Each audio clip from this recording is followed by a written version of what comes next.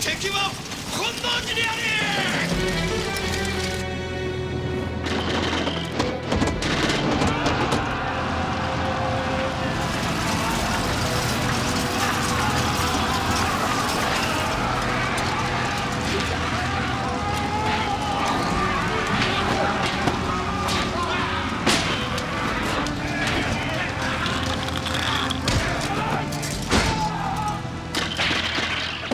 天下統一を目前に本能寺で全てを失ったのは織田信長49歳の時のことでございました。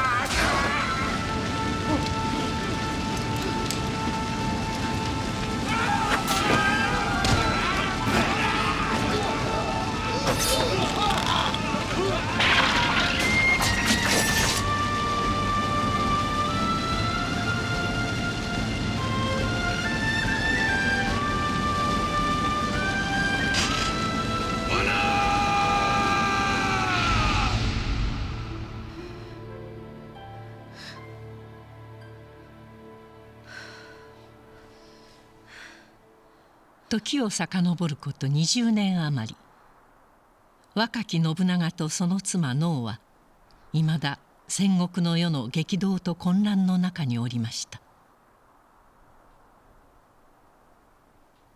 うなされていたぞ。どのような夢を？殿のお顔を見たら忘れてしまいました。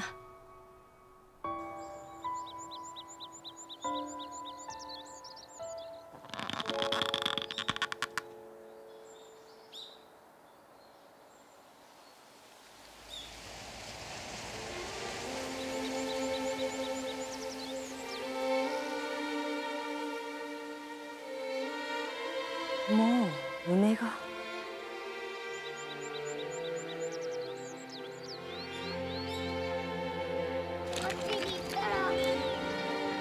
梅はよい。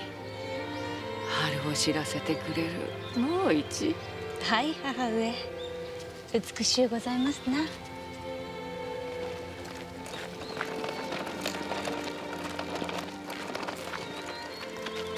これ茶筅丸殿、そんなに走っては。ほら、なりませぬ。殿のお子でありましょう。それしきのことで泣いてはなりませぬ。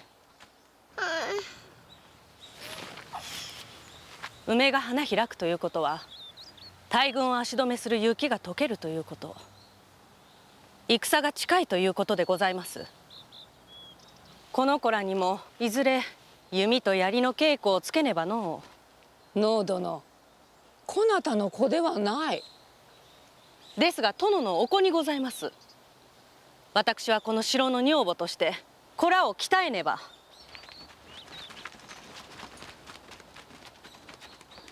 姉上、戦になればこの城も。さあどうなりますか。案ずることはない。信長殿が守ってくださる。弟信行を切ってまで当主の座を守られた信長殿のことじゃ。きっと尾張を守ってくださろうのう。そうでなくば信行が浮かばれまい。あれは優しい子であったのに。嘘をついても仕方ありますまい。これから生涯を共にされるお方に。信長殿は尾張を守り天下人となる。そうであってもらわねばわらわが許さぬ。織田家の骨肉の争いの末、弟信行を殺害し兄信長が尾張を統一したものの、いまだ隣国には斎藤家、駿河に今川義元、甲斐に武田信玄、越後に上杉謙信と名だたる武将が戦を繰り返しておりました。ことに今川は広大な領土を持ち、5万の兵をも動かせると恐れられ、当時の武将たちが持つ京に登って天下に号令をという野望に最も近い存在でした。京に登るにはここが目障りじゃな。そろそろ片付けねばの。尾張の大うつけ織田信長をな。今川に狙いを定められた信長と能の命はこの時すでに風前の灯火でございました。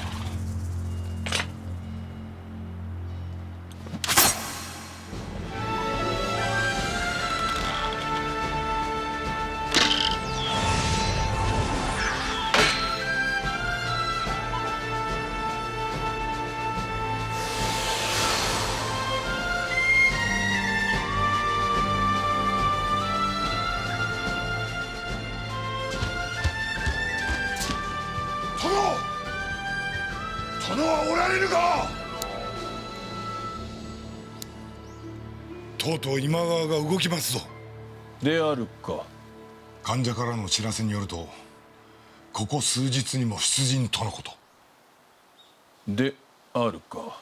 駿河遠江三河合わせて25000の大軍とも。籠城にござりますか、それとも国境まで打って出て。静かに。殿、いかがなされました？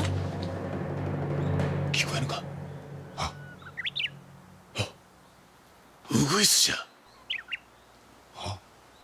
春よの権六。ウグイスなど春になれば当たり前に鳴きましょうぞ殿。織田と今川、数の上では全く相手にならぬ。まともに動いてもひねり潰されるだけよ。では何か策が。策？そんなものがあれば俺が聞きたいわ。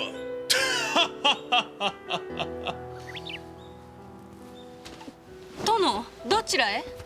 ウグイスを追う。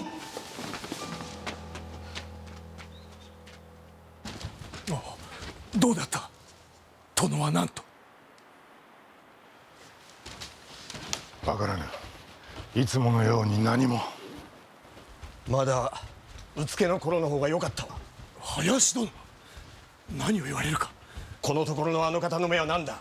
笑っておられるのかと思ってふと見れば時に人とも思えぬ冷たく鬼のような目を。あの夜からじゃ。弟信行殿を切られたあの夜から殿は。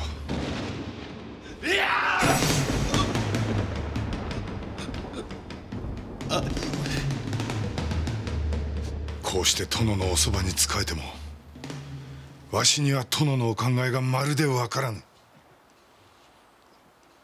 わしにはわかりますがな。この藤吉郎にはよーくわかりますが。黙れ足軽風情が。そう怒られますな。流れ流れていくつもの家にお仕えした足軽風情だからこそわかることもあるのでございます。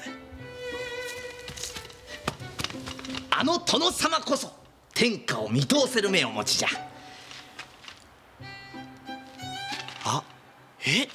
それがわからぬとは御大将もつくづく物の見えぬ家臣を持ったものですな。黙れこの殺さる。やめ信長に気に入られて草履番として仕えるようになった木下藤吉郎、後の豊臣秀吉でございます。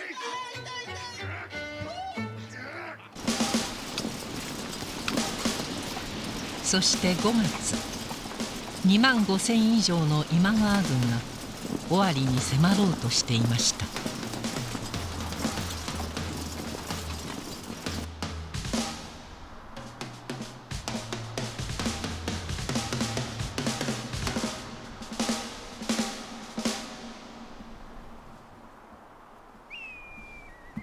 今川相手にどう戦うつもりか、戦わぬつもりか、心配か。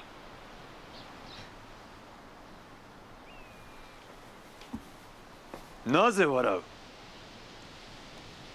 殿が戦わぬわけがない。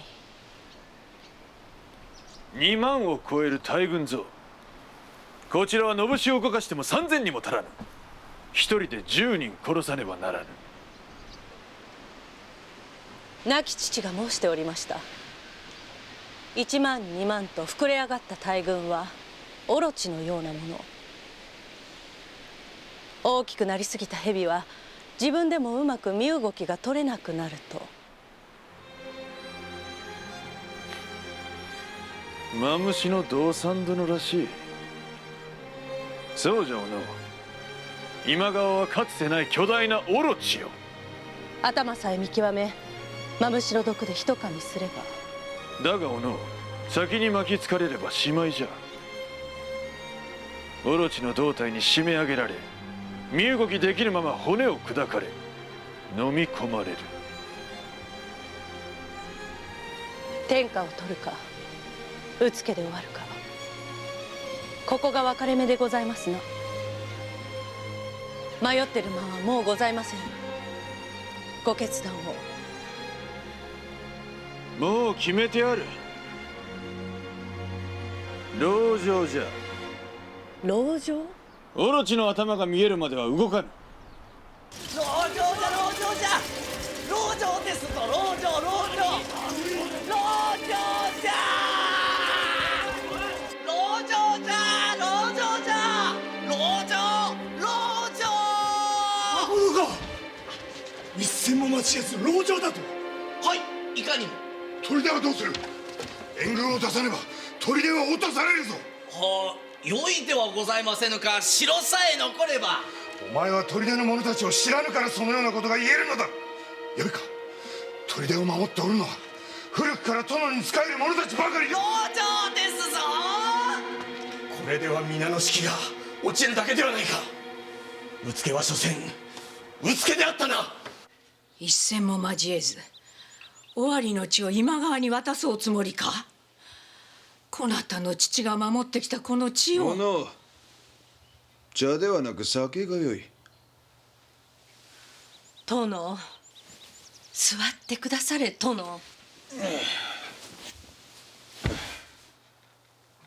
こなた信行にすまないとは思わぬのか。あの子の命を奪ってまでも当主の座を守ったのは尾張を今川にくれてやるためか。そうではなかろう。信行の命と引き換えに得たこの尾張、何が何でも守らねば。忘れておりました。ああ、信行か。あまりに古い話でとうに忘れておったわ。信行を忘れた。あれから何年経ちます。あまたの戦で何人の命を奪ったと。信行もその一人に過ぎぬと。そう申されるか信長殿。母上様、殿は。奪った命など覚えていては先へは進めぬ。信行も泣いておろう。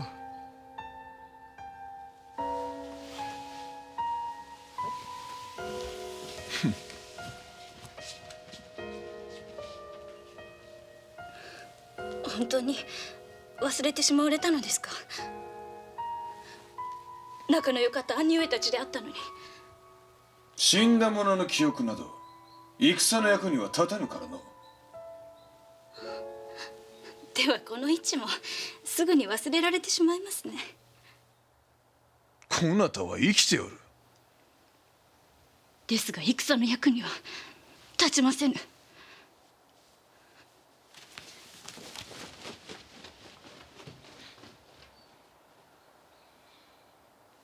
殿、信行殿のこと。忘れたわ。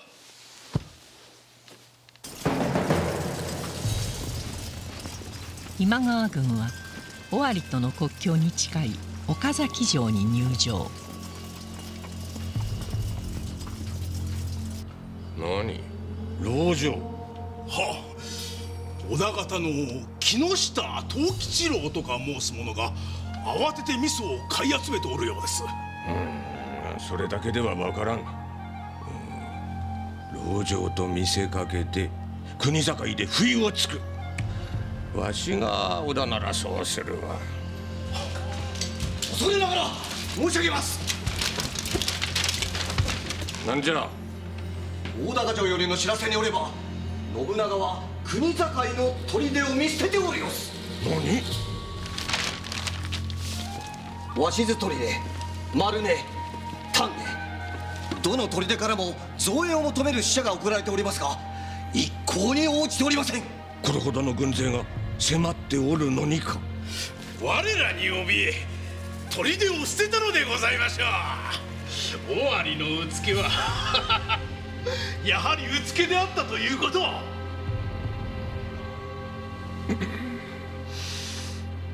ならば一気に砦を叩く。各砦に兵を分け、明日朝より一斉に攻めよ。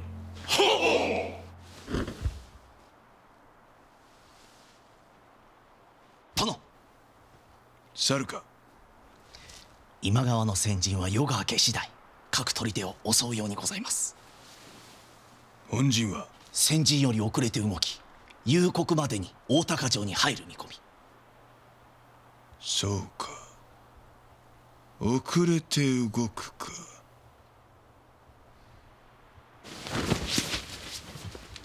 猿、はっ、甲斐を吹け。はっ。殿、こちらへ。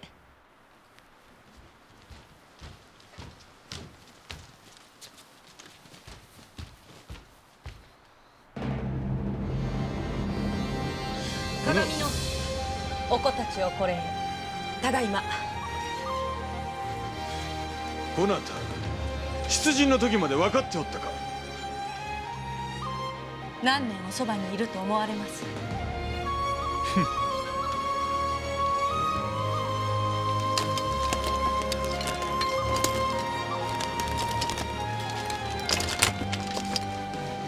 おみきと勝ち具でございます。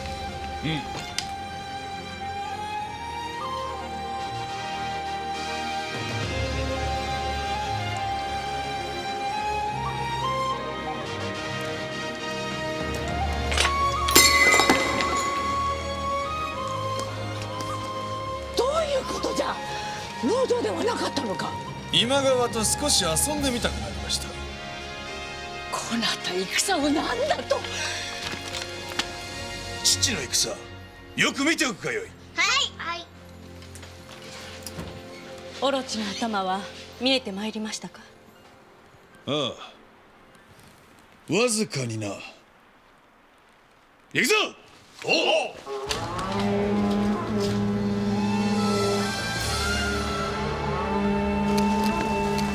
殿、行き先は。熱田神宮。行くぞ。はっ。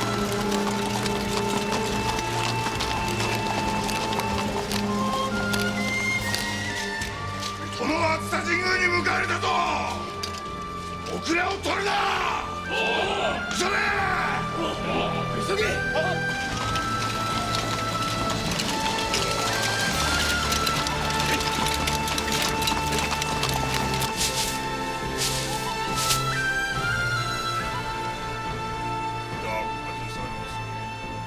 わずか10分の1以下の兵力で大軍を率いる今川義元に戦いを挑む世に名高い桶狭間の戦いがいよいよ始まろうとしていました。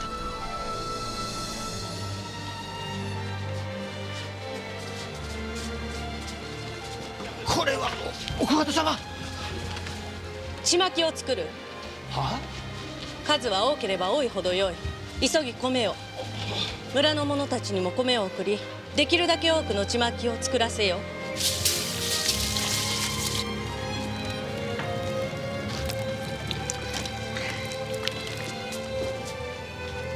お市殿、私もご一緒に。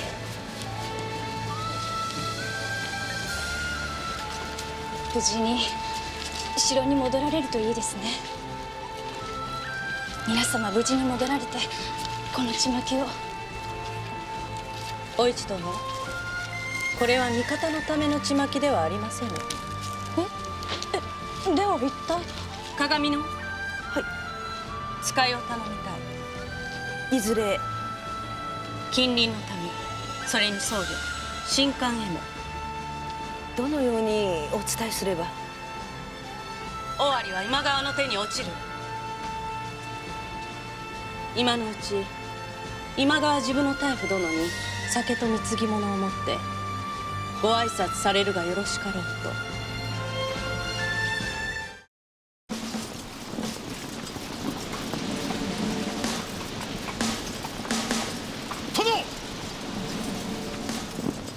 近くの者らが殿にお目通りをと現れておりまする。そのような暇はないわ。殿に召し上がっていただこうと大量の酒と魚、ちまきも持参しております。ではそれだけ受け取っておけ。ああ、今川は決して民を苦しめるものではないと、そう伝えてな。はあ、申し上げます。何事ぞ。丸根の砦が落ちました。何、奪ったか。は佐久間大学をはじめ主だった者の印を挙げ勝利を収めてございます。これはめでたい。すぐに大高城に入り兵を休めろと、そう伝えよ。はいや、丸根の砦さえ落ちればあとはもう。いや暑いですな。いやいや、皆さんもご苦労なことでございます。あ、これ酒と魚、ちまきと申したな。この暑さじゃ痛みも早かろう。もはや昼に間もない。しばし休息を取らそう。そのちまきと酒と兵らに分けよ。はっ、休むのは良いことじゃ。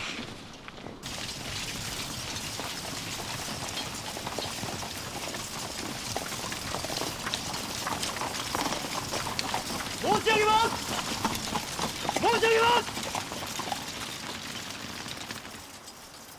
今川義元本陣桶狭間方面にて休息を取ってございます。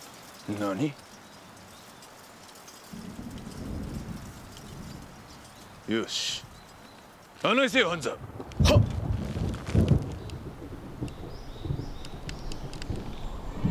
っ。良い時に雨が来そうじゃ。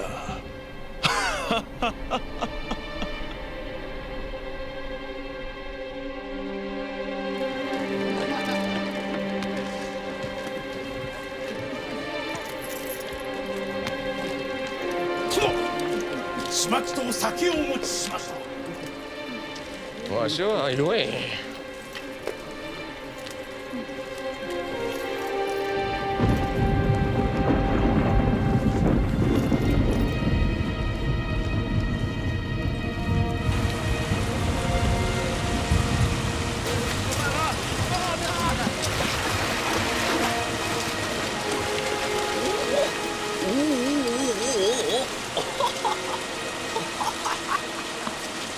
雨じゃ雨じゃ大雨じゃな。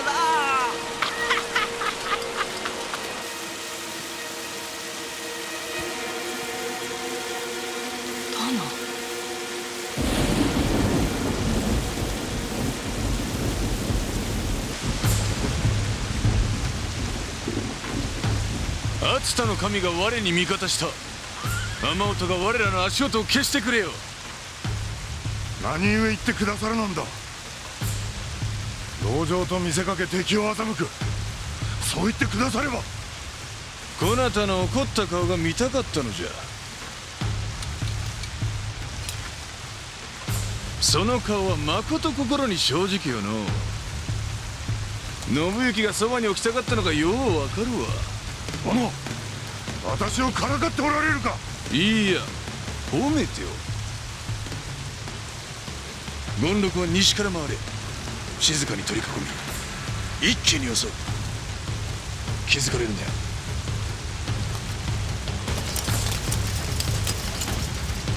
行くぞ。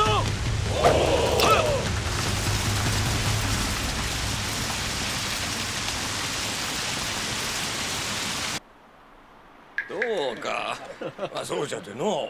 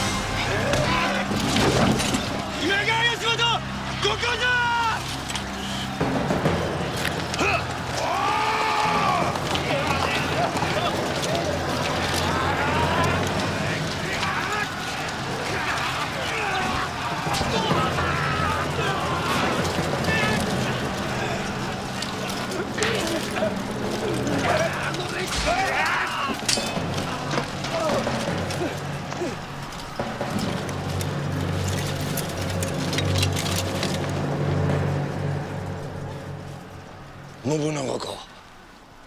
今川自分の大夫殿か。わざと落とさせたな。砦をわざと落とさせた。砦に回すだけの兵はおりませんのでな。民からの陣中見舞いも我らを足止めさせるためか。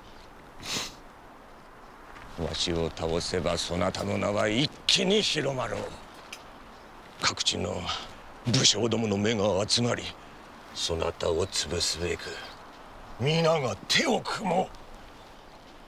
誰もが恐れるもの、それは窮地の敵ではない。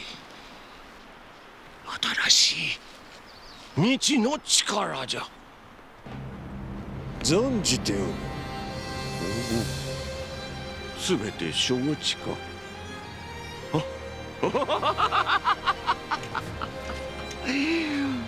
面白い。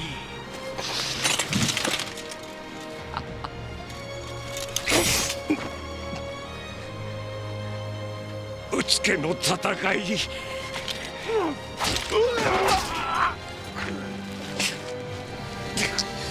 泉の国から見物してやろうぞ。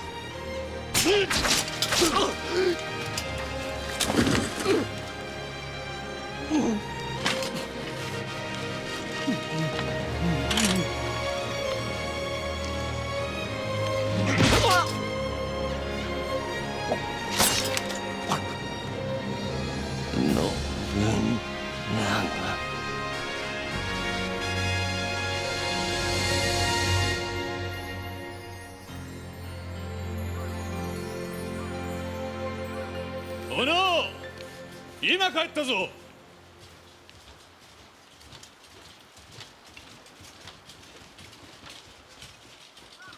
よくぞご無事で。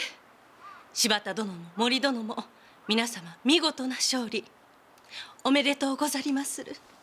うん。広間に宴の用意がしてございます。休んでくだされませ。では失礼いたして。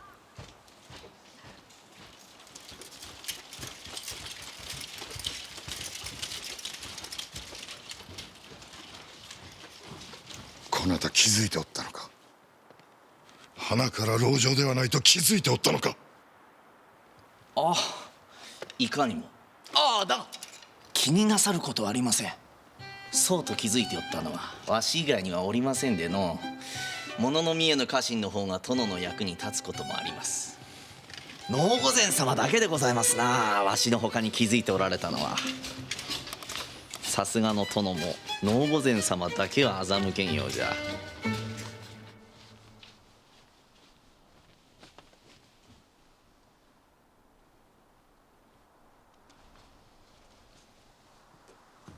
おの、不思議なことがあったわ。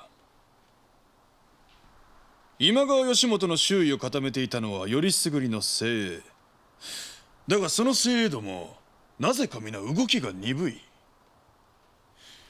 槍を振る手が重そうじゃった。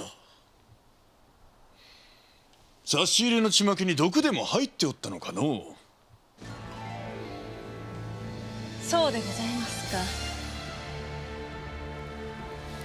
こなた何も知らぬと申すか。マムシと呼ばれた斎藤道さんが娘ゆえ、マムシの毒には詳しゅうございますが、ちまきの毒までは。おの、俺には持ってくれるなよ、こなたの毒。とうに持ってございます。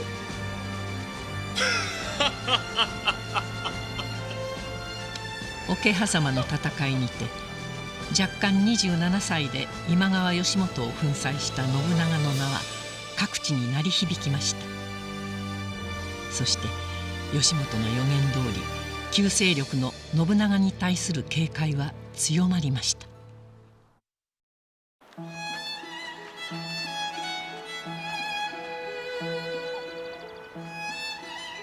どうされました？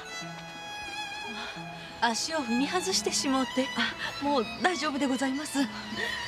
見せてくだされ。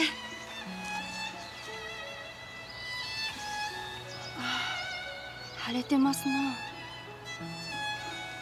動かずに。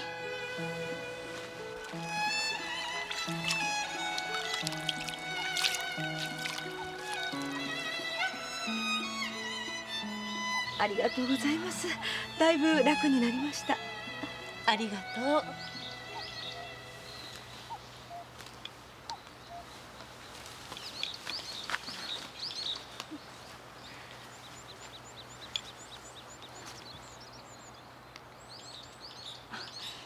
ここで会うことになっておるのです。私を好いておるという方と。まあ、器量は悪いし貧しいし、じゃけど話しとると楽しくなる。会ううちにどんどん愛しい思えてくる方で。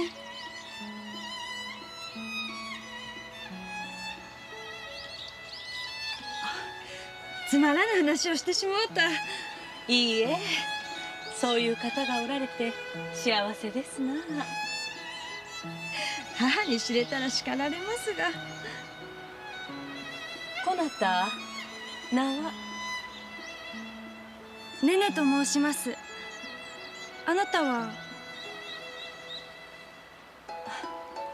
ノーと呼んでくだされ。ねね殿の待ち人、私も会うてみとうございます。参りました。おおねえねえ、待たせたな。すまんすまん。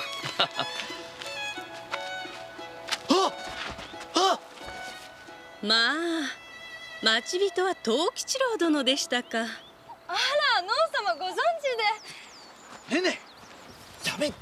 驚きました。藤吉郎殿にはこのような可愛い方がおられるとは。いや、勘弁してくだされ。このお方は？能御前様じゃ。殿の信長様の奥方様じゃ。これは失礼を。頭を上げてくだされ。会ううちにどんどん愛しゅう思えるか。よいなあ。猿に祝言。藤吉郎殿にはねね殿というそれは可愛らしいお方がおりましてな。あの猿にか。ねね殿の母上が藤吉郎殿との婚姻に反対されておるとか、二人が一緒になれるよう計らいたいと。それは面白い。だがなぜこうなったか。良いものだと思いましてな。二人は周りの目を盗み、川や寺で会っていたのだそうです。そうやって好いた者同士が夫と妻となる。我らとは何もかもが違いまする。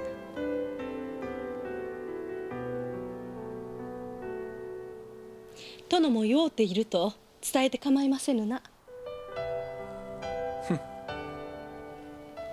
鏡の早速祝言の手はずを。かしこまりました。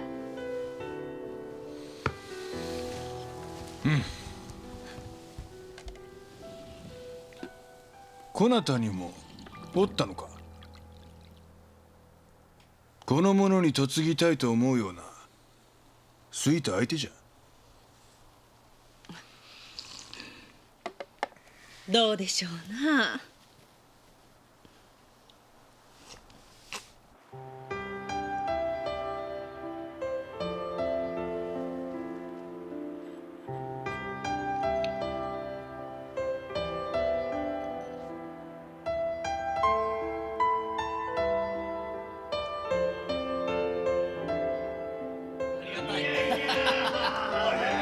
ねね飲め飲め。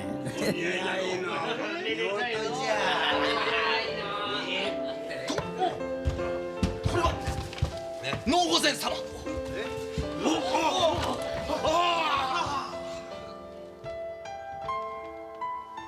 本日はおめでとうございます。なんとお礼を申し上げてよいや。礼などよい。二人が幸せになってくれればそれで。御前様。共に生きる相手を自ら選べるとは良いものよのう。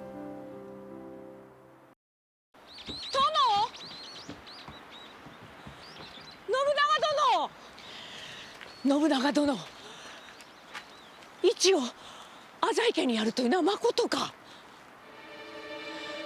わざわざ敵ばかりの近江などに一を嫁にやらぬとも。近江の地は京に通じる。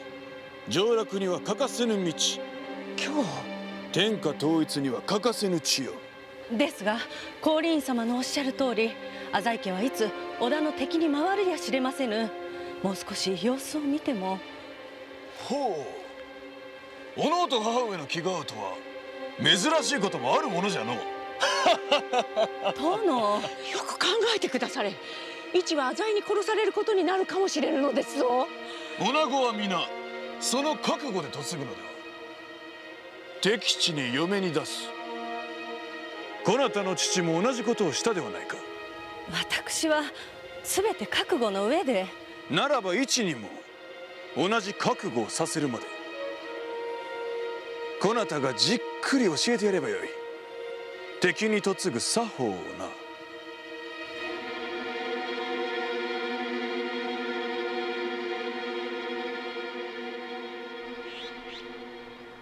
信長の妹を嫁に迎えるだと。はい、父上。私は信長殿と同盟を。ならん。たとえそなたに家督を譲ろうとも、我が浅井家には越前の名家朝倉との同盟がある。父上、信長殿は戦の世を終わらせようとされておるのです。あの方となら。信長の上洛に手を貸そうというのか。尾張のうつけを京に登らせてもよいというのか。信長殿は天下を統一し新しい国を作ろうとされております。うつけを天下人にしようというのか。それだけの器をお持ちの方だと。認めん。織田との縁組などわしは認めん。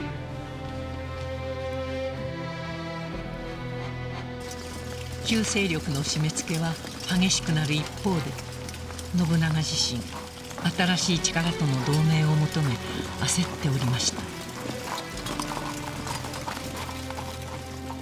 若き松平元康と和議を結んで東の守りを固め、美濃を落とし岐阜に本拠地を移すなど着々と力を蓄えておりました。お市の方と浅井長政との縁談だけは成立せぬまま時が経っておりました。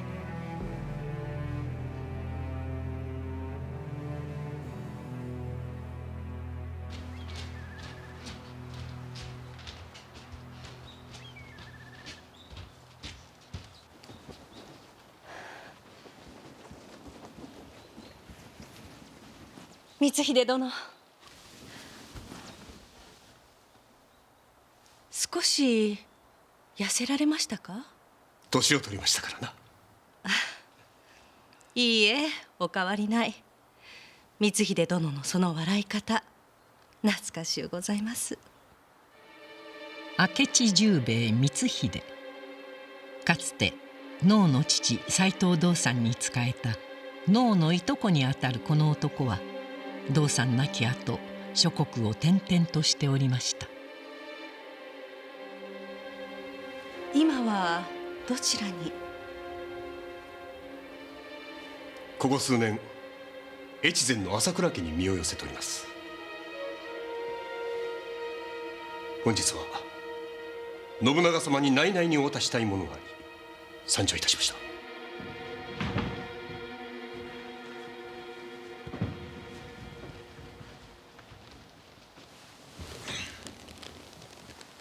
殿、いとこの明智十兵衛光秀殿にございます。父道三がその際をこよなく愛した。ならばなぜあの戦におらなんだ？道三殿に可愛がられたおいでありながら、道三殿の最後の戦、なぜ駆けつけなかった？それは殿、そのようなことはもう。道三殿の最後、見事であったのにのう。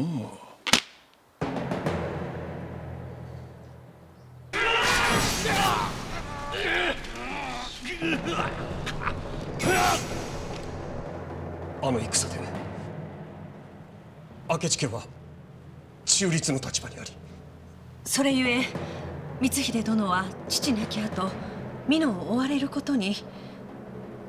父も光秀殿のお気持ち十分察しておられるはず。ほう、こなたがそのようにかばうとは。殿、私はただ。光秀出せ。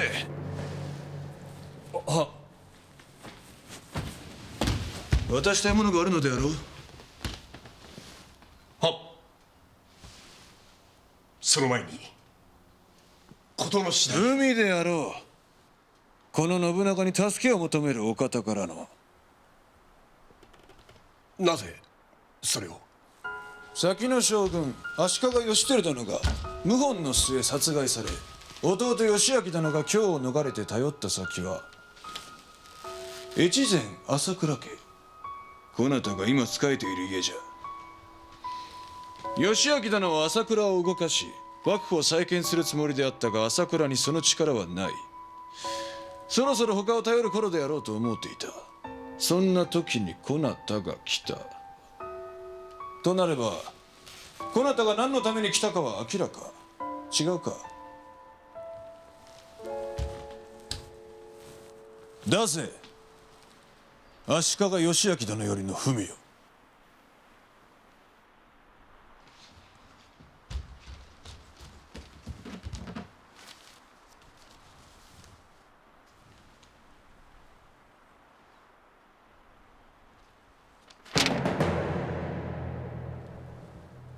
中をご覧になりませんのか？見ぬでもわかる。義明殿と共に京に上り、謀反人どもを都から追い払えというのであろう。それで光秀、お前も朝倉を見限ろうというのか？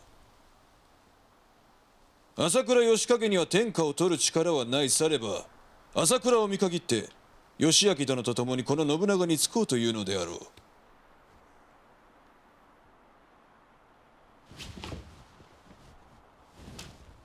恐れ入りましてございます。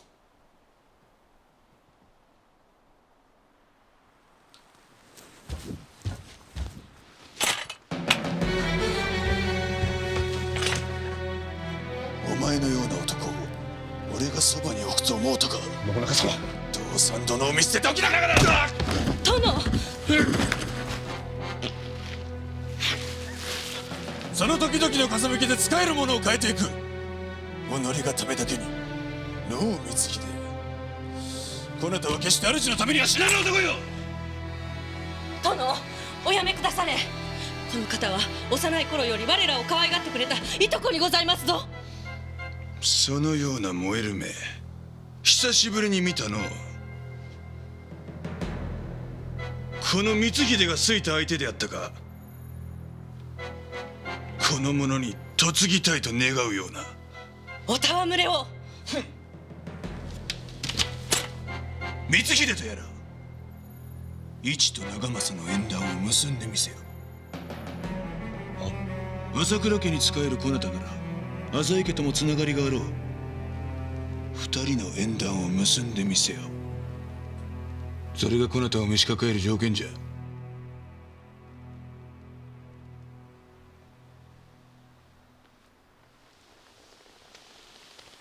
どうした光秀。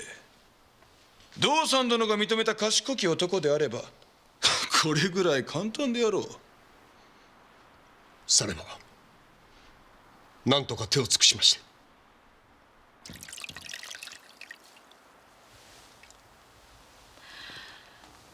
お懐かしゅうございますな、光秀様。そなたも変わらんの。思い出しますな、美濃の頃を。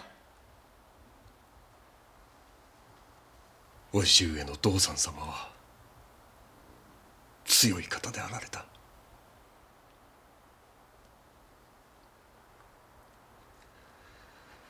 殿のことは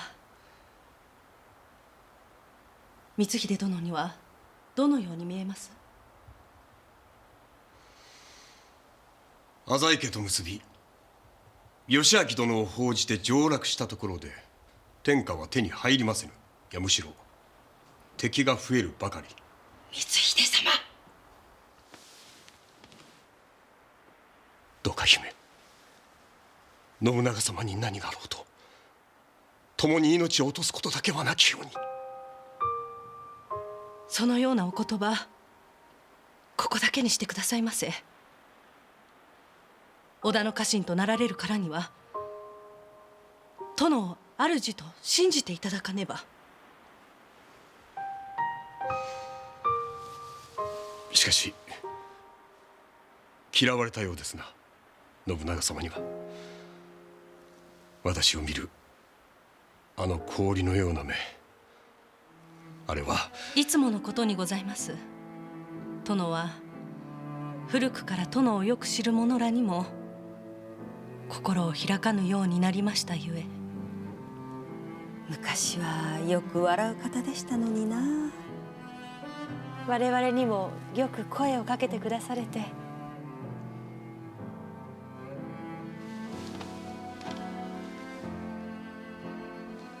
殿を支えてくだされ、光秀殿。光秀の采配により信長は足利義昭と対面。正統な足利幕府の後継者でありながら反足利勢力によって都を追われていた義昭は信長の力をもって幕府再興を成し遂げようとしたのです。織田殿の忠誠、この義明終生忘れぬ、忘れぬぞ。上洛を目指す信長にとって京へ攻め入る最高の口実がこうして手に入り、さらに光秀は鮮やかな外交手腕を示し、お市の方と長政の縁談までまとめてみせたのでした。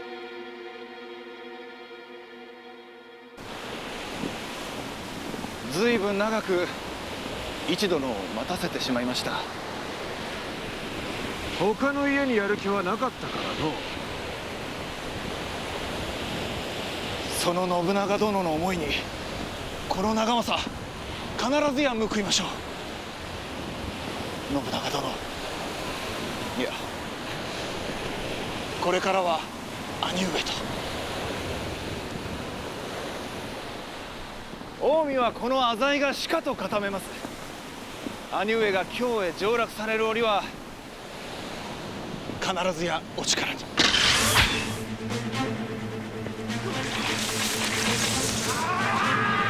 めるか！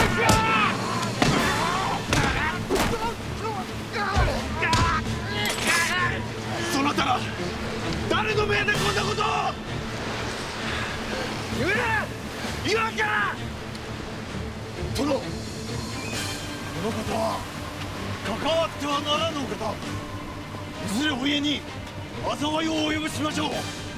今この場にて討ち取り立てまつるのがお家のためかと。父上の命か。お家のためでございまする。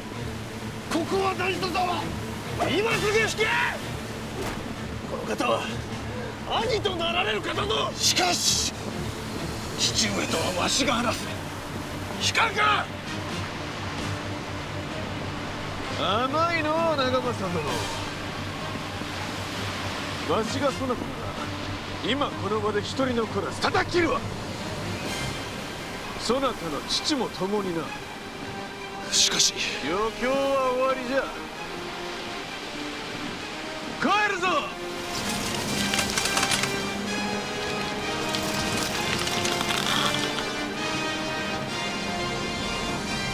良い弟ができて心強いぞ長政殿。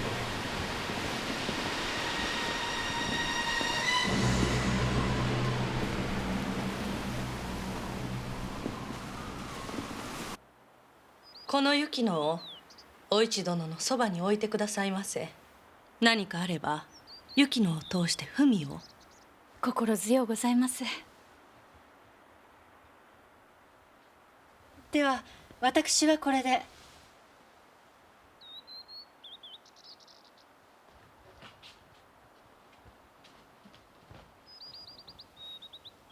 どうやら浅井家には敵しかおらぬようお覚悟を。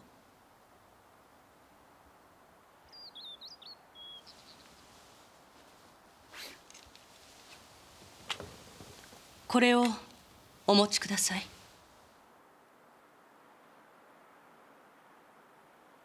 織田に嫁ぐ時父が持たせてくれたものです。いずれこの刀で信長殿の首を切れと。まさか姉上これで長政殿を切れと。あるいはそうなるやも。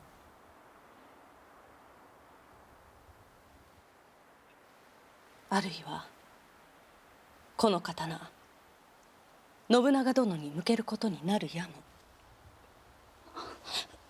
姉上何を。嫁ぐというのはそういうこと。誰が敵となるか味方となるか、すべては時が経って初めてわかること。馬と槍で戦うは男の戦い。女子は嫁いだ先で密かに戦うのです。明日この城を出た時から戦が始まるのです。お市殿の戦が。私の戦。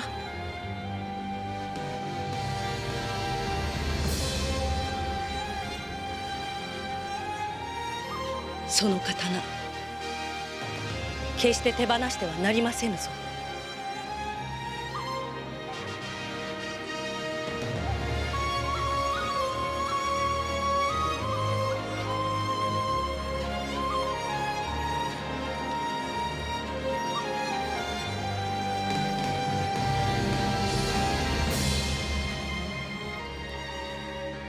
なんとお美しい。まことにお美しいの。もう行ってしまうのか。母上、息子は戦へ、娘は知らぬ土地へ。皆いなくなってしまう。つまらぬの。母になどなるものではない。文を書きます、母上。そうじゃ。いずれまた会えるであろう。またいつか。そうじゃ。梅の花の下で茶を楽しんで。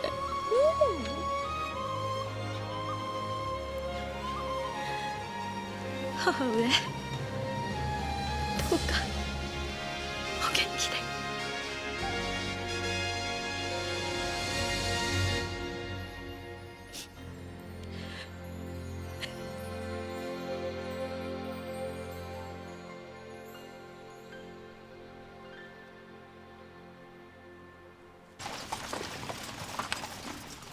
こうして浅井家との同盟がなり、上洛への道が開けたのでした。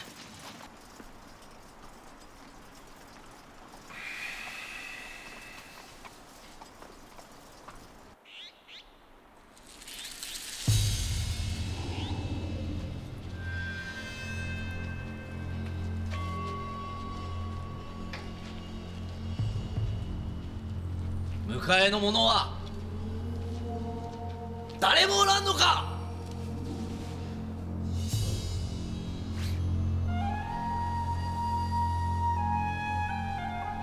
一殿ですか。浅井長政にございます。長旅疲れたでありましょう。いいえ、夢で見たよりずっと美しい。幸せ者じゃこの仲間様。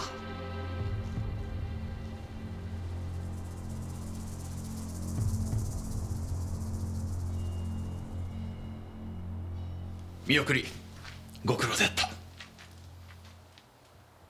さあこちらへ。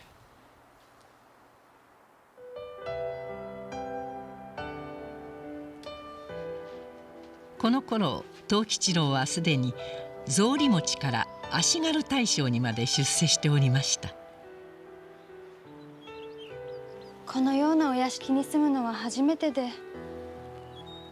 それにしては浮かぬ顔をされておりますな。夫には思い人がおるようでございます。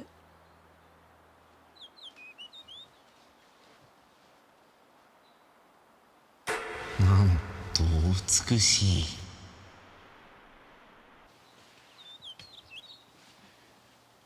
夫がどんどん遠くなってゆきます。お殿様の草履持ちをしていた頃が懐かしい。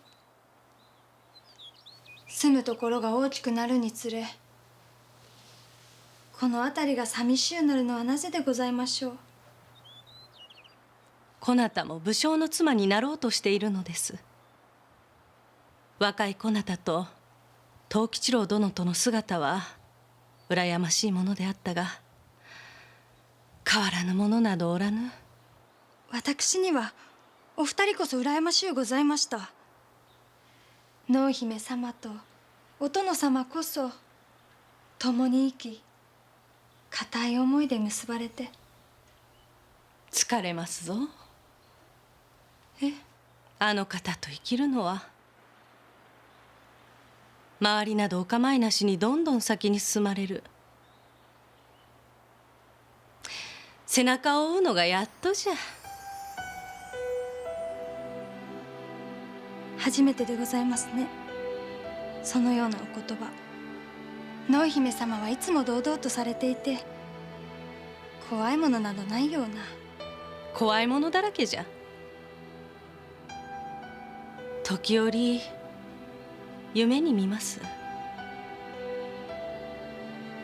燃え盛る炎の中、私の名を呼びながら死にゆく殿の姿を。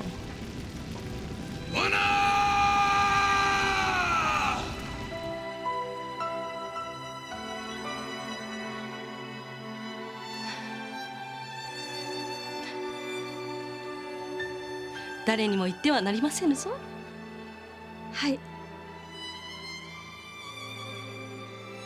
武将の妻とは寂しいものでございますね。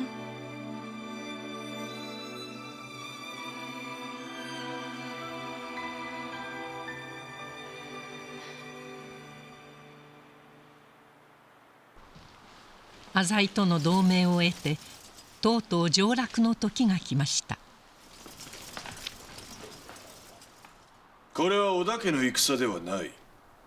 足利義昭公を無事京までお連れし、三好松永の逆進を討つための上洛。天下のための戦ぞ。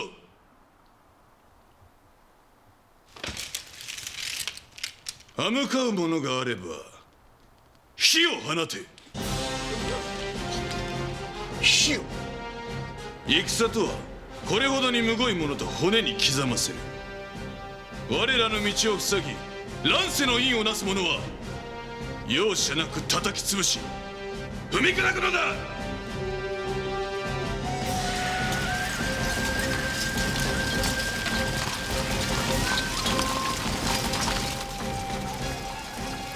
三河の松平、近江の浅井長政らの援軍も加わり、織田軍の兵は3万を超え、その勢いに恐れをなした反幕府勢力は一戦も交えることなく京を去りました。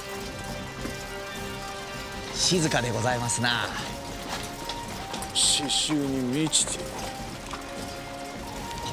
これまでの戦乱で亡くなった無縁仏が至る所に打ち捨てられております。まずはこの町から死の匂いを消さねば。急げ！上洛軍につきものの略奪行為をしないばかりでなく、打ち捨てられていた死骸の始末まで始めた織田勢に京の人々は驚きました。洛中洛外において不女子に乱暴狼藉押し買い盗みを働く兵あらば打ち首にいたすべきこと。織田上総介信長。織田の殿様は我らを守りに来たそうじゃ。よかった。この頃大名をはるかにしのぐ財力と武力を備えた勢力がありました。浄土真宗総本山石山本願寺。ご洗顔。はあ、都の修繕に金が必要ゆえ寺院もこれに協力せよと銭5000貫要求してまいりました。信長め、この石山本願寺に金を要求するというのか。断れば義昭公に対する反逆の徒とみなすと。織田信長、随分と思い上がった武将が現れたものよの。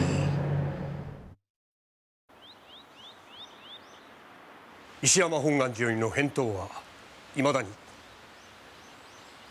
嫌だと申せば踏み潰せ。しかし彼らを敵に回せば仏門の徒が全て。仏門の徒だろうが金土だろうが金を溜め込んでいる者から吐き出させる。武将と寺院が一つになって国を立て直してこそ天下平定はなるのだ。もう一度言う。石山本願寺が金を出さぬときは迷わず踏み潰せ。はっ。こうしたやり方に反感を持つ者たちが反信長勢力となって包囲網を敷こうとしていました。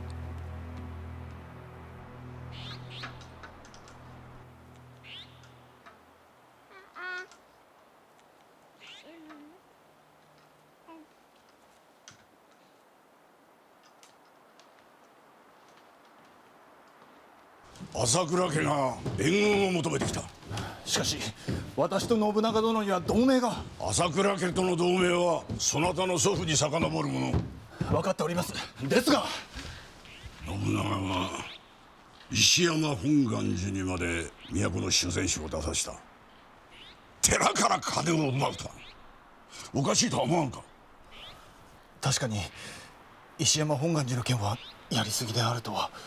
ならばなぜ信長を止めん？私があの方に意見するなど。まあ信長もそなたの意見など聞く気もなかろう。所詮そなたは上洛のための駒でしかないのだからな。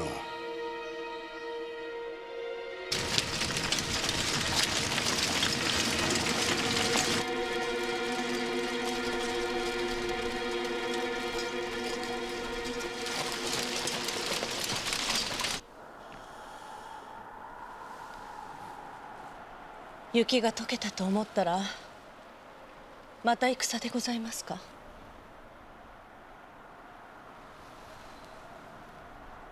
朝倉家を討つ。先に動かねばこちらがやられる。殿、三月ほど前にお市殿から文が長政殿と仲良うされているようで、長政殿のお子がもう一人お腹におられると。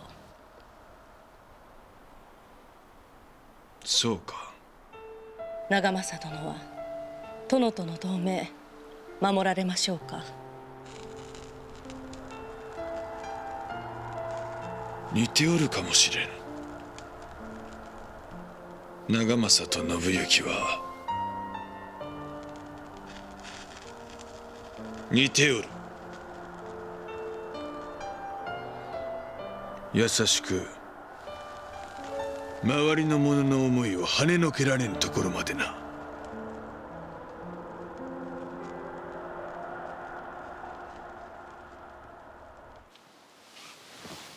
これを。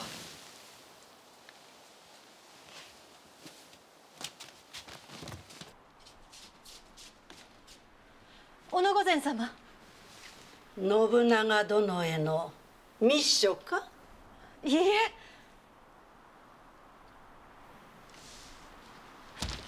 います。この文は。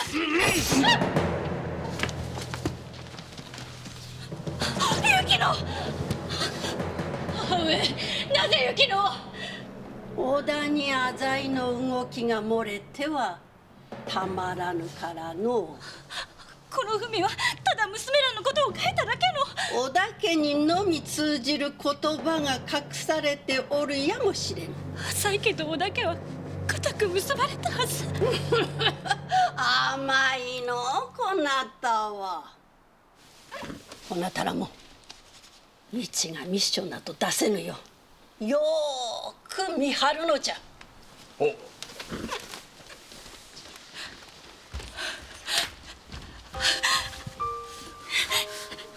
乃、すみませぬ。もうお市様をお守りできませぬ。すみませぬ。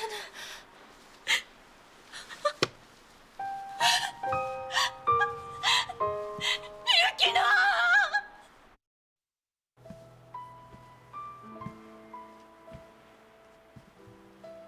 雪乃が死にました。一話がある。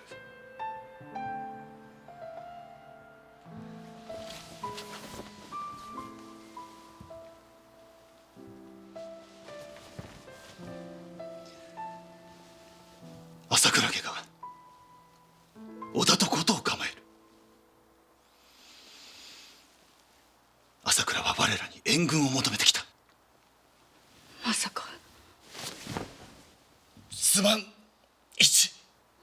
殿。わしには父を捨てることができぬ。すまん。こなたを離縁する。それしかないのだ。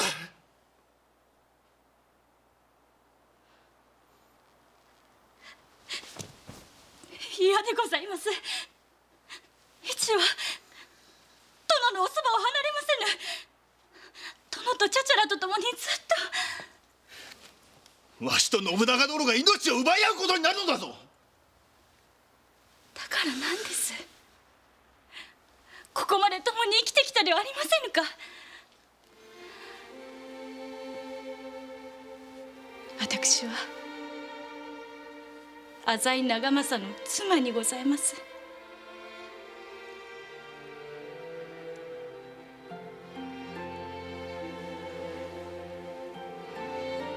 一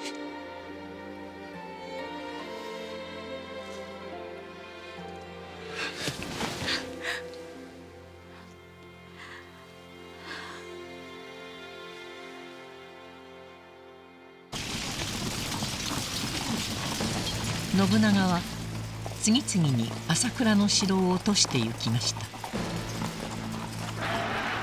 いよいよ朝倉の本城に乱入しようとしたその時、申し上げます。浅井長政逆進、朝倉と名をし背後へ離来襲。まさかそんなことは。浅井家と呼応して延暦寺3000の大衆も動いてございます。これはまずい。殿、このままでは挟み撃ちになります。すぐに撤退せねば。長政はどこじゃ。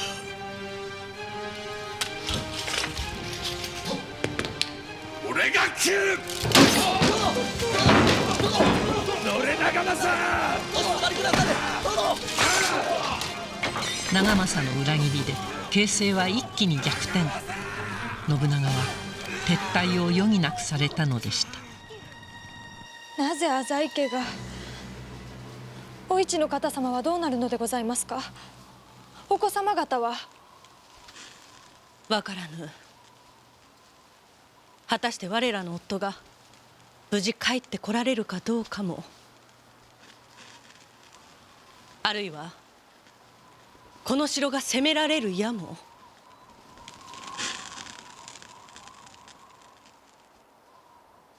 こういう時、私はどうしていいのか分かりませぬ。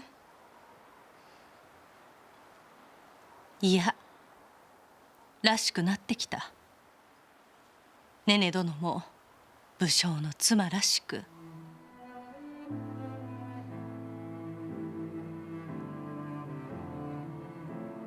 私には未だ子ができません。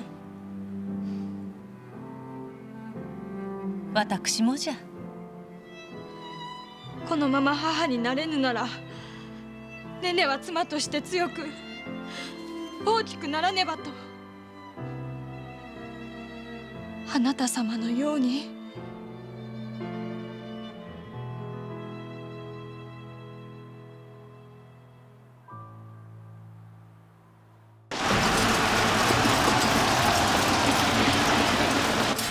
体勢を立て直した信長は浅井朝倉軍と再び激突。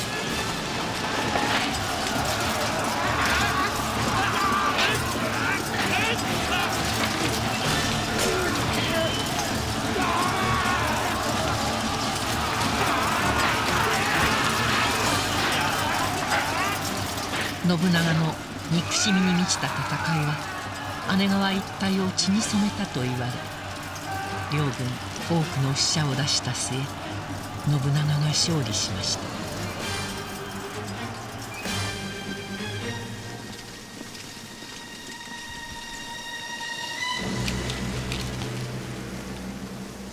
長政殿が降伏を申し入れてまいりましたぞ。今さら降伏など。このまま一気に城を落とすべきです。しかしあの城にはお市の方様が。それが何だというのだ。殿、今すぐ城を落としましょう。殿、殿、殿、殿、殿、殿。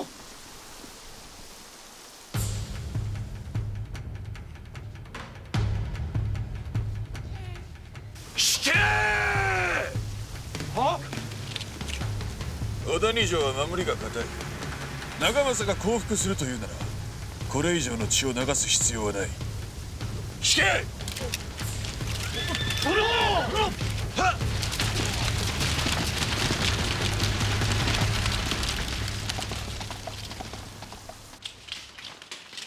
お帰りなさいませ。うん。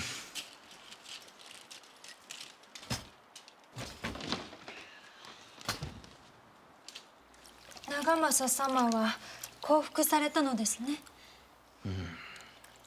まさか殿が降伏を受け入れられるとは。さすがのわしも驚かされたわ。ではお市の方様も。おう無事じゃ。よかった。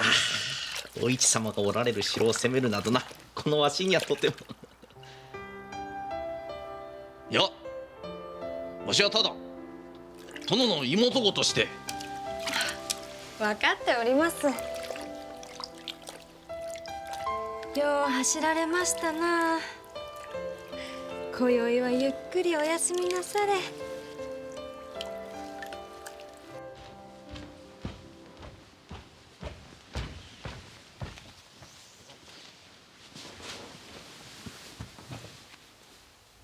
長政殿降伏とのこと、ようございましたな。このまま終わるとは思えぬがな。姉川の戦いの勝利もつかの間。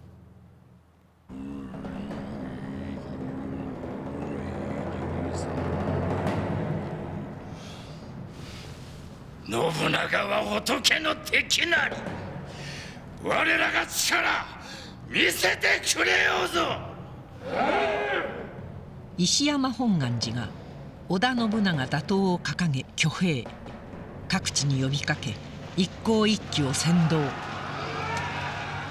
石山本願寺が動いた。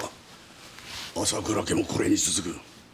無論我らもですが、信長殿は我々の降伏を飲んでくださったのですぞ。信長殿、そなたすっかり飲み込まれたの。信長というオロチに飲み込まれ、周りが見えなくなっておる。よいか、石山本願寺が動いたのだぞ。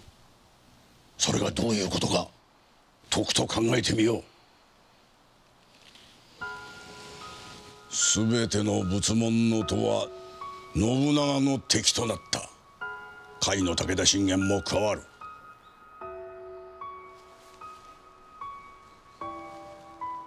わかるであろう。信長はもう終わりじゃ。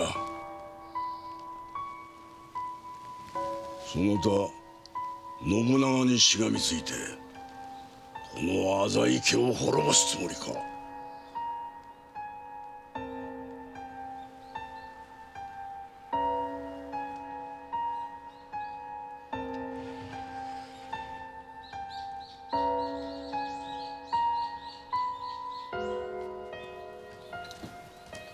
聞いていたのか。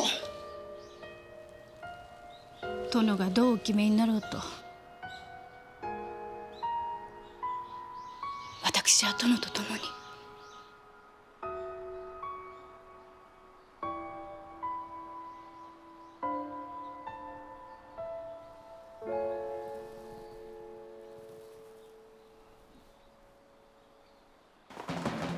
石山本願寺と呼応して浅井朝倉軍も再び挙兵。これにより森吉成を含む多数の織田家臣が戦死しました。信長が駆けつけた時には浅井朝倉の軍勢はすでに姿を消しておりました。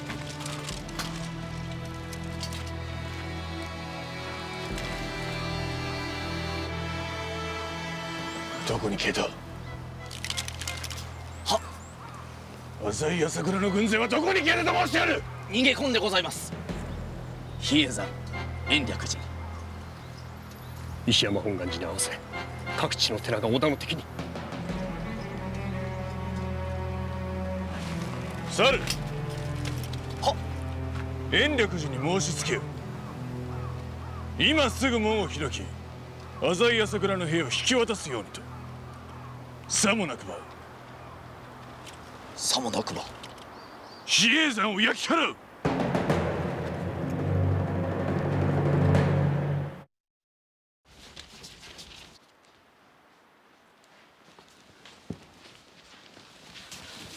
一に文を出してくだされ。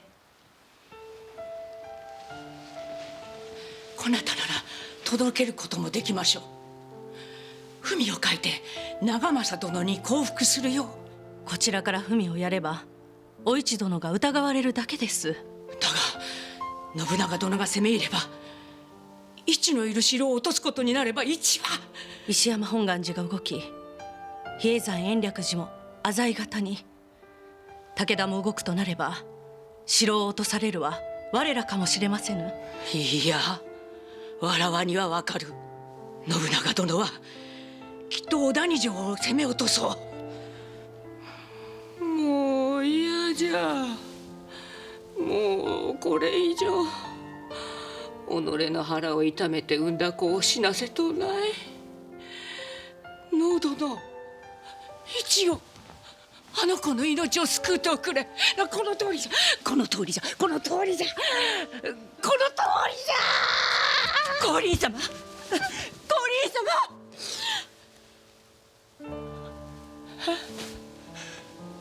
光琳様、参りましょう。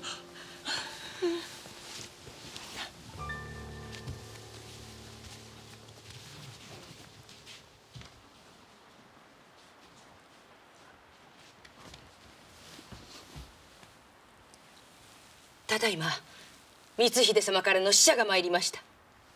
なんと殿は本気かもしれぬと。本気で比叡山に火を放つおつもりだと。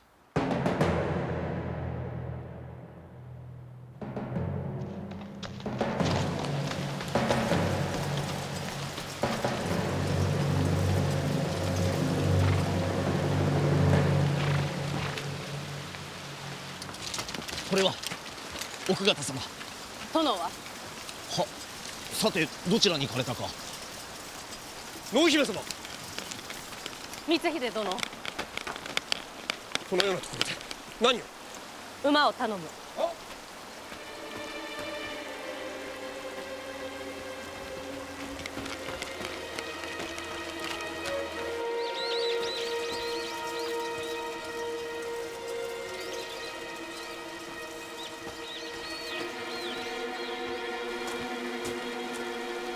殿。おの、なぜ。お決めになったのですね。止めても無駄じゃ。分かっておられますね。比叡山に火を放つということがどういうことか。あの山には兵と僧侶ばかりではありません。武器を持たぬ女子供。もうよいぞ、おの。疲れたであろう。もうよい。俺と共におらずとも光秀に言ってこなたを逃がしてやろう。静かに暮らせるように計らって。私が何のために馬を走らせてきたと。女子供のおる山を焼く。さすがの殿もつろうございましょう。だから私がここに。止めに来たのでは。私は織田信長が妻能にございますぞ。共に背負うために来たのです。地獄の火を放つ痛みを殿と共に背負うために。そんなこともわからぬのですか。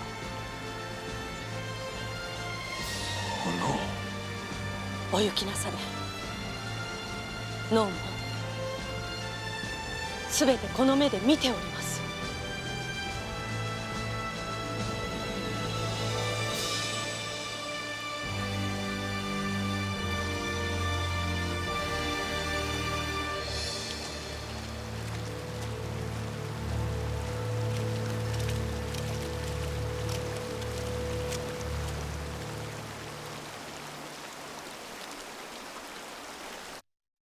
延暦寺の僧侶に告げよ。夕刻までに浅井安倉軍の引き渡しがなくば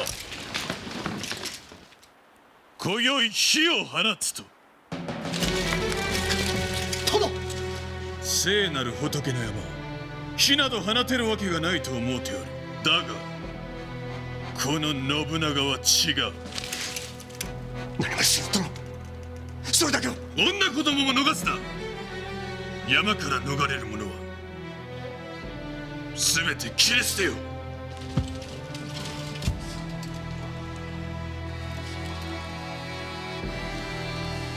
行くぞ。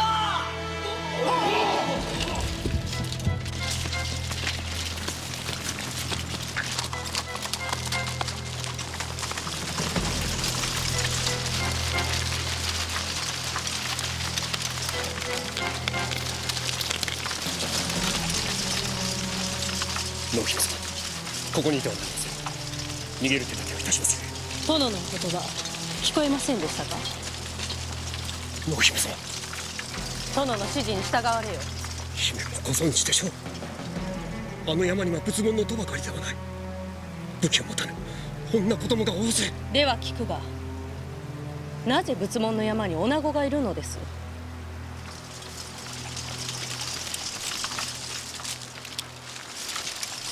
堕落しきった僧侶が禁制を破り女子を囲っているからではないのですか？仏門に生きる者がなぜ刀を取る、なぜ戦に出る、祭りごとに口を出すのです。あの山の者たちはすでに俗世に落ちている。そうであれば俗世の業を突きつけられても致し方ありますまい。野姫様、本気で。そなたは織田の家臣であろう。早く行かれよ、光秀殿。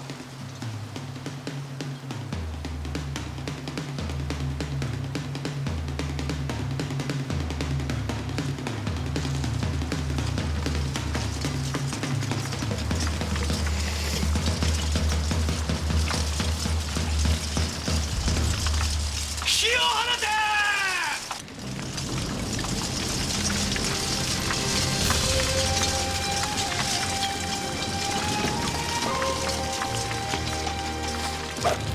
火を放つのだ！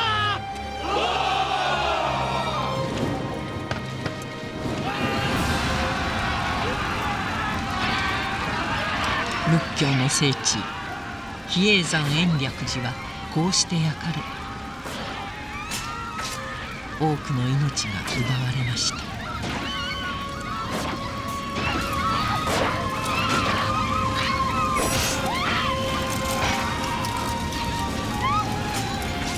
一人も逃がすぞ。切り捨てよ。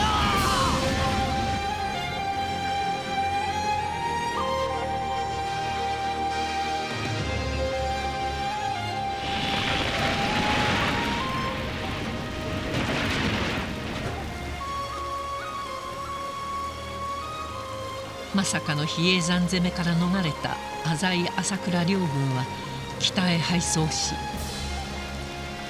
神をも恐れぬ暴挙に国中が震撼。そして2年後、信長は浅井朝倉両家へ総攻撃をかけたのです。葉山が次々に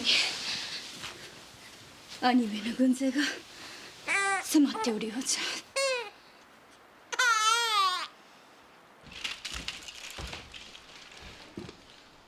朝倉義景殿、ご自害なされたそうにございまする。残るはこの小田二条だけか。この上は我が一族も城と共に散ろうぞ。信長という男は人でなしの鬼。己の妹姪たちまでも焼き殺したと後世まで笑われるとよいわ。父上、せめてこれだけでも。意地を貫き死ぬ、これがまことの武将というものであろう。一も娘らも共に死ぬのじゃ。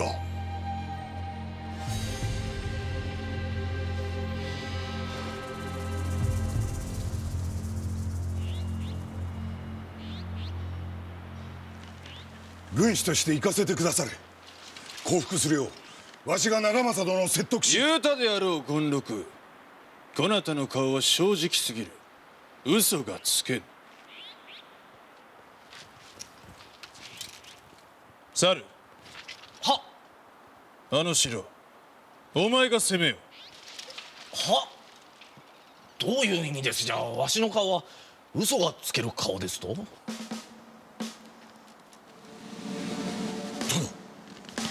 長政殿を死なせるということはお市の方様をも見捨てるということですぞ。そうか、わかりましたぞ殿。この猿、大きな嘘をついてまいりまする。分かればよい。行け。はっ。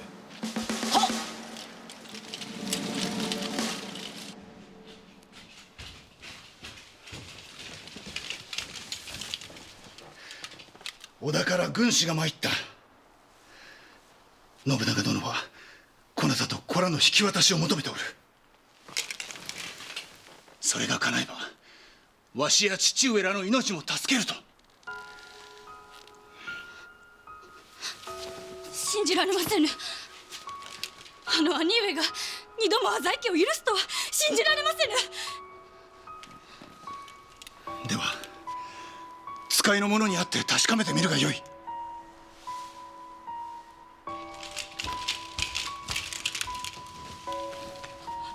吉郎殿。これはお市の方様、ご無事で。木下殿の口から伝えてくだされ。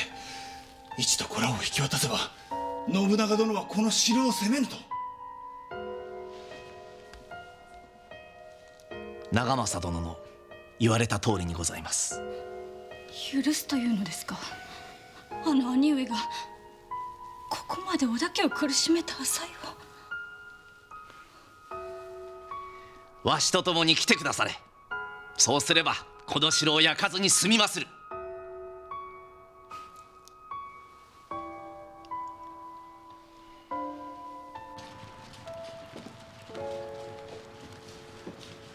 必ず後から来られるのですね。ああ、必ず。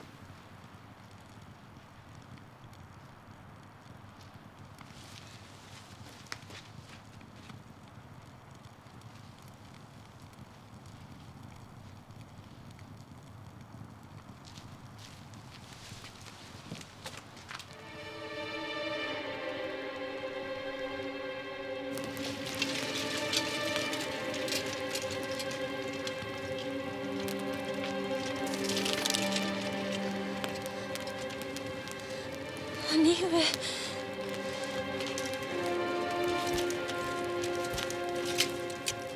ようやった。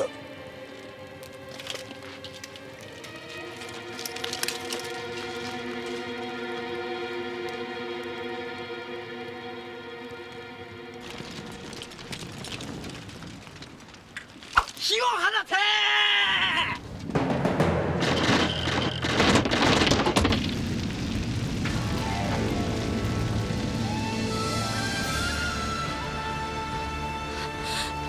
お石様。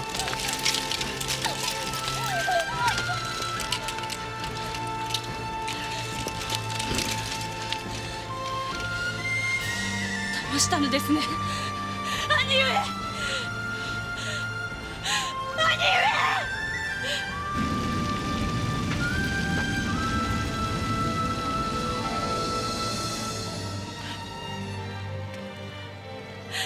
兄上。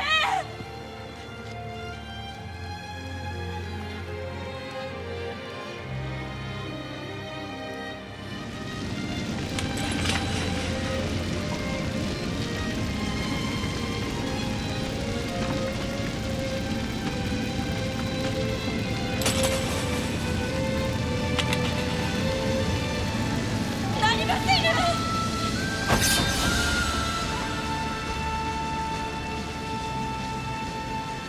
長政殿。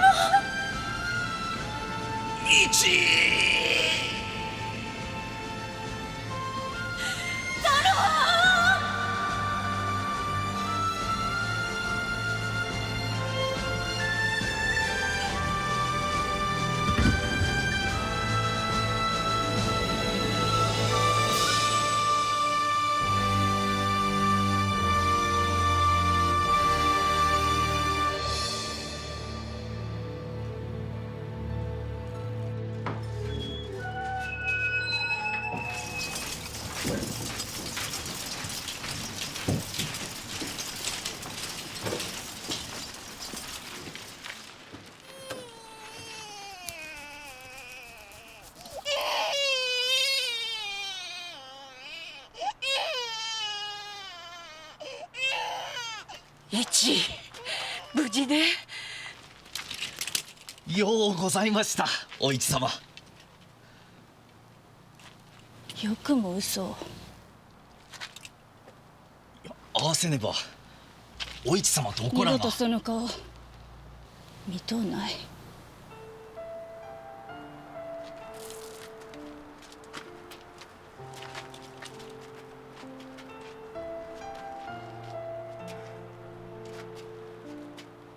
一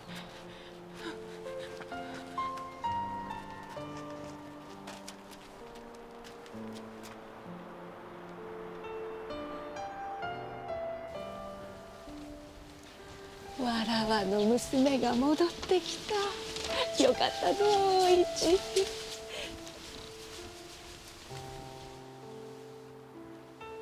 ねね殿。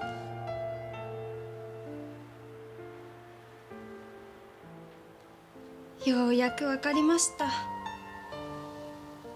夫が憧れずっと夢に見ていた思い人が誰なのか。奥に参りましょう、ねね殿。こなたは藤吉郎殿の女房じゃ。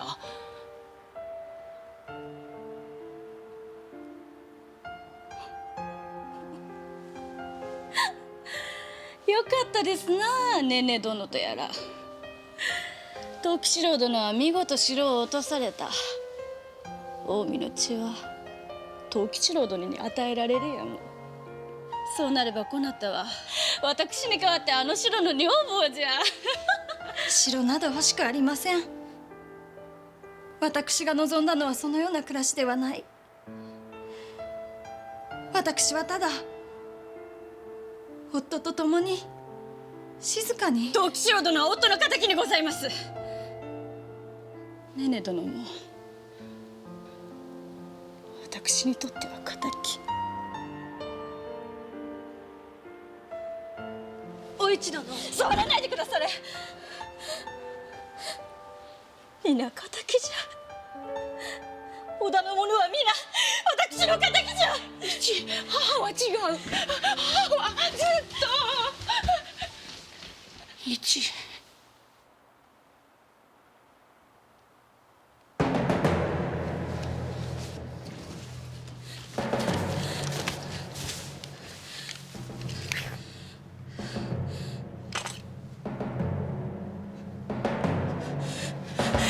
やめなさい、お市殿。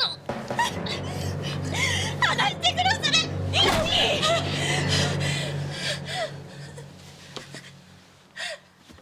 もう嫌じゃ。もう何もかも。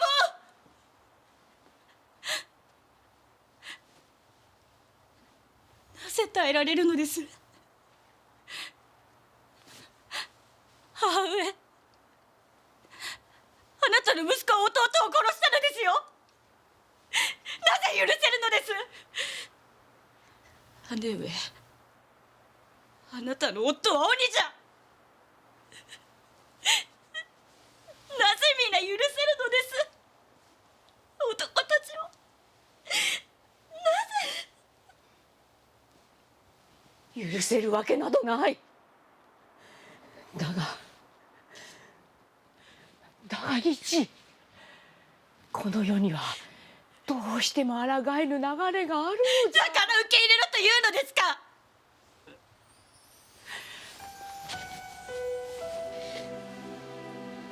殿が憎うございますか。藤吉郎殿がこの姉が憎うございますか。すべてが憎うございます。ならば生きねば。男が意地のために死ぬならば女子は意地で生き抜かねば。女子の戦いは腹を切ったぐらいでは終わらぬのです。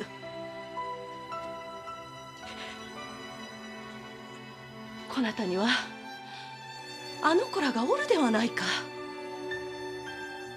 こなたがおらずして誰があの子らを守れるというのです。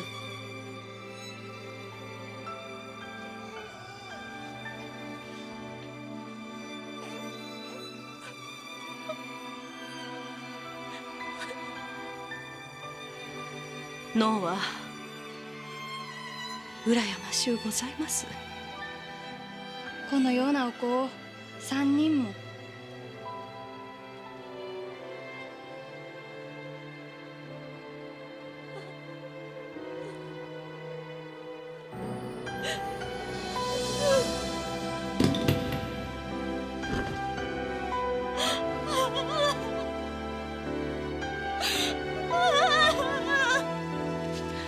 そうじゃそうじゃ、生きねばの。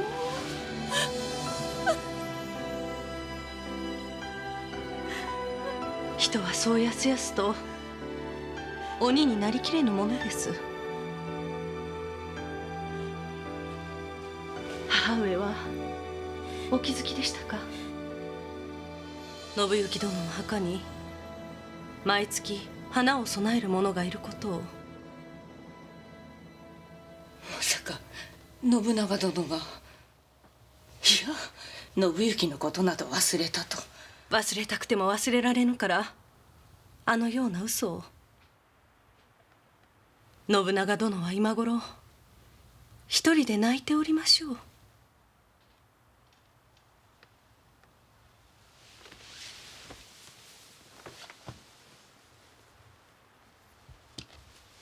お市殿を死なせずに済んでよかったと。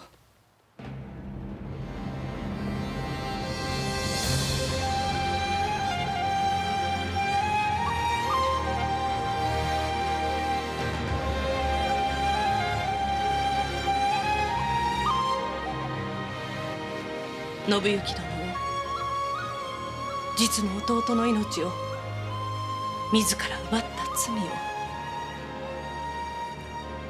だから一度は長政殿を許した。そしてせめてお市殿、こなたの命だけは助けたいと。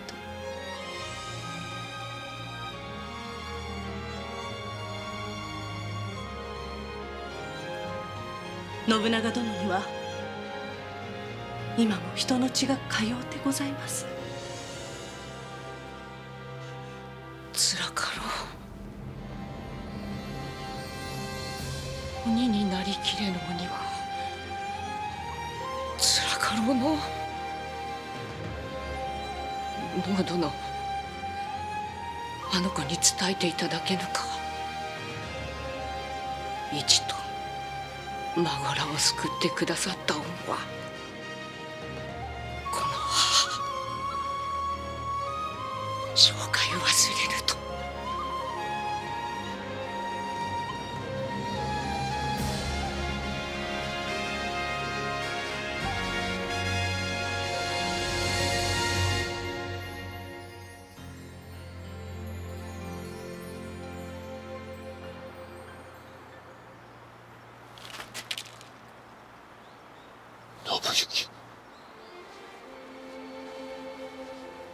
兄上もまだまだじゃのう。忘れてくだされ、私のことなど。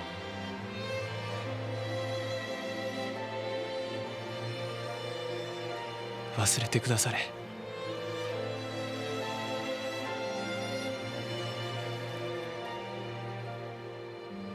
忘れてくだされ。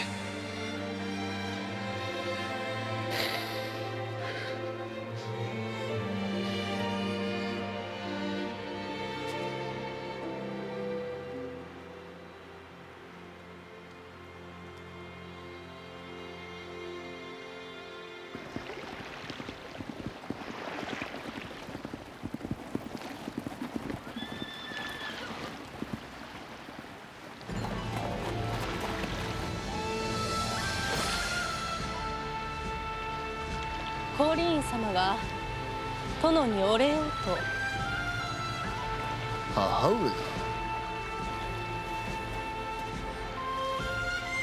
こなた、いつもどんな夢を見ておる？いつもうなされている夢はどんな夢じゃ？さあ、忘れました。そうか。帰るぞ。